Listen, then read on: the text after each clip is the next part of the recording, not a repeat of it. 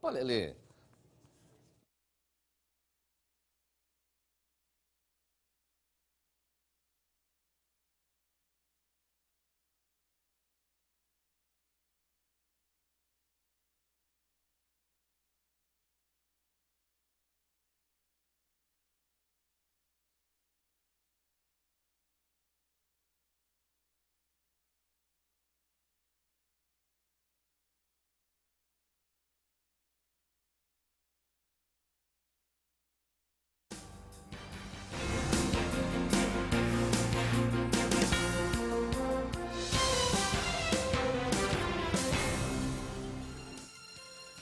Boa tarde. O texto base da reforma política foi aprovado em segundo turno na Câmara dos Deputados.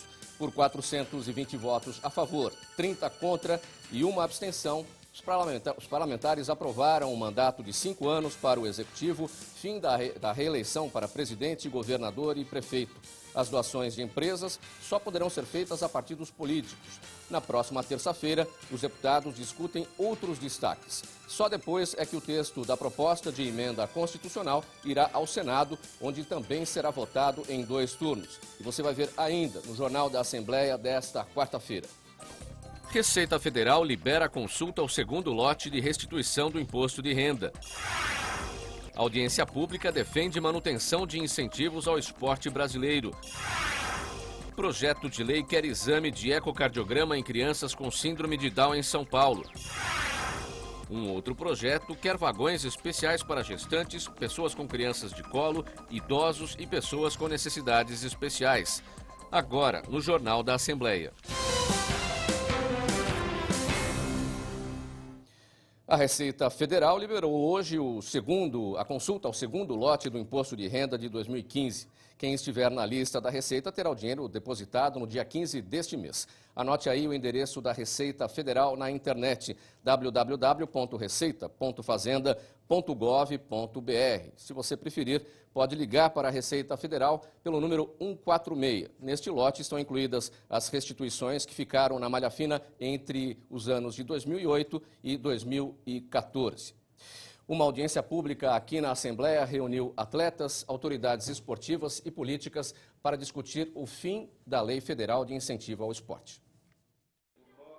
Se o incentivo da Lei 11.438 de 2006 acabar, o atleta Fernando não vai ter como continuar a treinar. Ele tem ajuda de custo de R$1.000 com participação da Lei de Incentivo ao Esporte. Fazer esporte é o que eu amo fazer e o projeto, essa Lei de Incentivo ao Esporte é muito importante para a permanência, não só minha, mas de todos os meus companheiros. Você tem vontade de participar das Olimpíadas? Tem, a gente está treinando forte para isso. A lei permite investimento de parte do recolhimento do imposto de renda no esporte, inclusive de cunho social. Até 6% do imposto para a pessoa física e até 1% para pessoas jurídicas. É uma renúncia fiscal do governo federal que também existe no estado de São Paulo, que tem 449 projetos aprovados para este ano. Hoje, centenas de projetos funcionam em São Paulo com a lei federal. Existe também a lei paulista de incentivo ao esporte, mas somente a lei paulista não conseguiria atender toda a demanda do que é a necessidade hoje, vésperas de ano olímpico do esporte em São Paulo. No âmbito federal, a lei atingiu neste ano 525 mil pessoas. Em 2014, a renúncia fiscal foi de 254 milhões de reais para investimentos nos esportistas. Recursos que beneficiaram, por exemplo, o time de William, ex-jogador da Seleção Brasileira Masculina de Vôlei. O meu time de voleibol da categoria adulta, quase que todo ele incentivado. Tanto pela lei estadual como pela lei federal.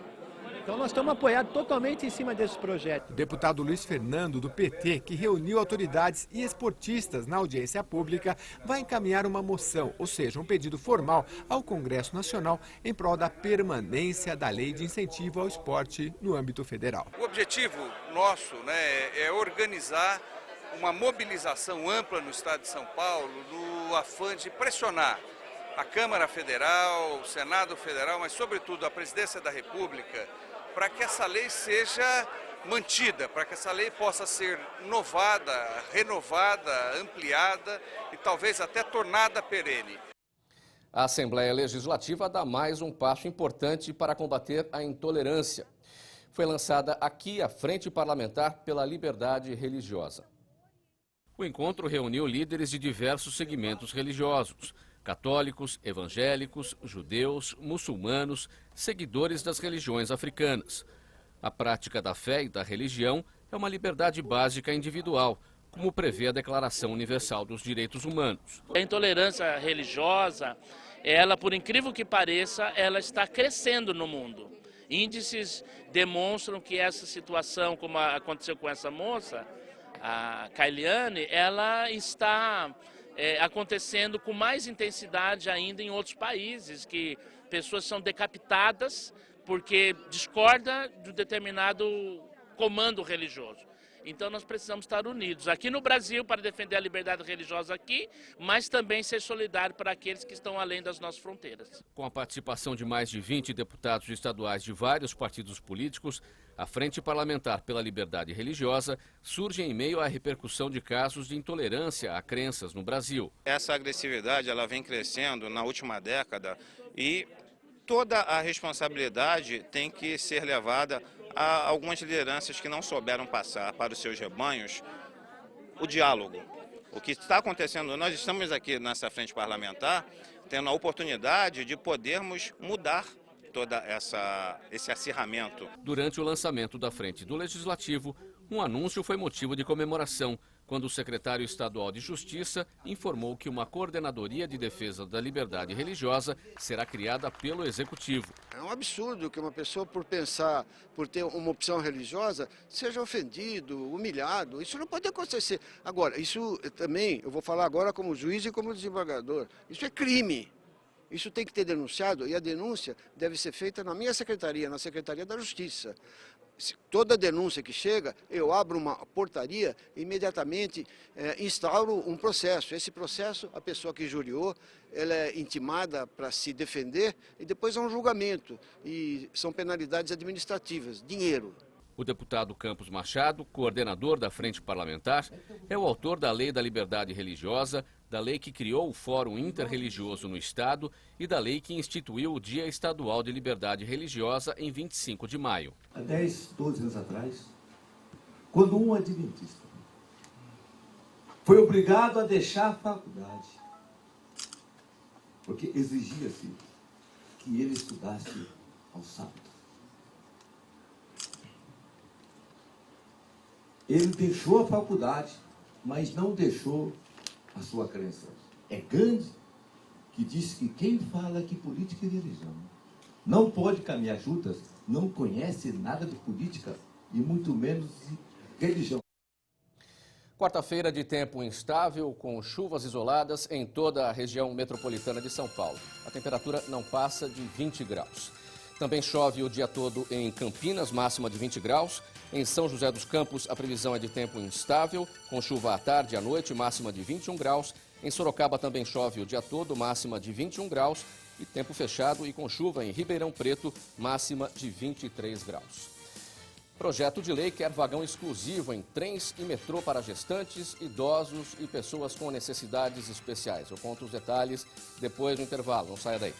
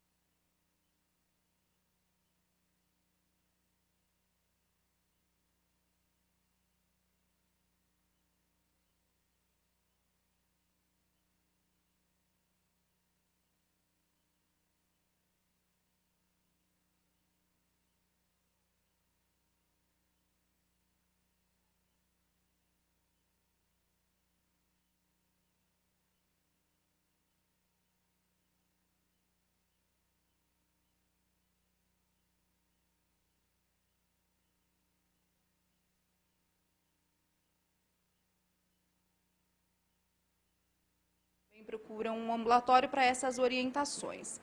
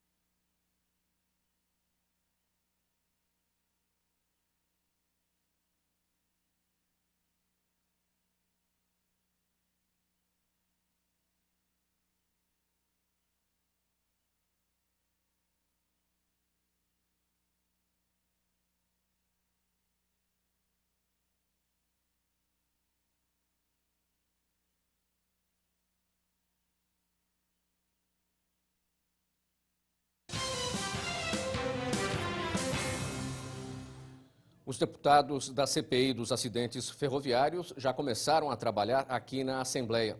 Eles vão investigar os contratos das empresas concessionárias. A intenção é melhorar a infraestrutura do sistema e evitar acidentes que se tornam cada vez mais frequentes. Em novembro de 2013, um trem que circulava por um bairro próximo ao centro de São José do Rio Preto saiu dos trilhos e 2 vagões atingiram 4 casas da região. 8 pessoas morreram.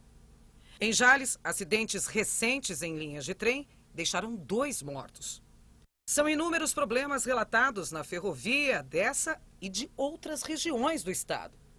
Várias cidades cortadas pelas linhas de trem registram atropelamentos, choques violentos e descarrilamentos. Tantos acidentes e mortes levaram a Assembleia Legislativa de São Paulo a criar uma CPI, uma comissão parlamentar de inquérito sobre o tema. A primeira reunião aconteceu na manhã desta quarta-feira. Foram 15 itens na pauta. Em 4 deles pediram vista, quando os deputados analisam melhor a proposta. Todos convidando autoridades e responsáveis pelas ferrovias do estado. Esta CPI só está começando e vem muito trabalho pela frente.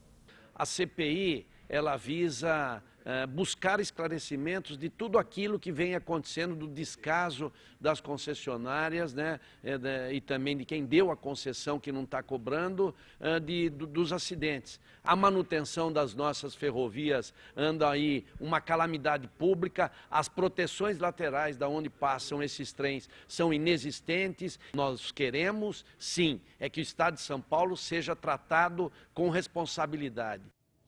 Um projeto de lei quer que trens e metrô tenham vagões exclusivos para gestantes, pessoas com crianças de colo, idosos e pessoas com necessidades especiais. Vera Lúcia já enfrenta todos os dias a dificuldade de transportar a filha que tem paralisia cerebral. Não bastasse isso, ainda sofre com a falta de respeito no transporte público. Não tem um local de pôr cadeirante, aí eles ficam tudo ali. Aí tem vezes que eles não estão nem aí, parece que finge que não vê que a cadeira chegou.